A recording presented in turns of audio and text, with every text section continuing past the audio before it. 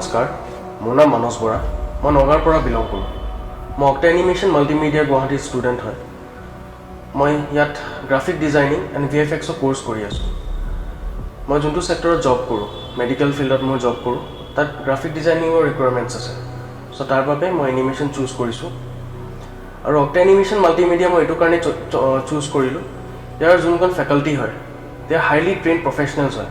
আৰু আপোনাক ইয়াত প্ৰডাকশ্যন কোৱালিটি ট্ৰেইনিং প্ৰভাইড কৰা হয় আৰু মই ইয়াত যি ইনপুট পাই আছোঁ মই আউটপুট মোৰ ৱৰ্কত দেখাব পৰা হৈছোঁ আৰু মোৰ লগতে জব ছেক্টৰত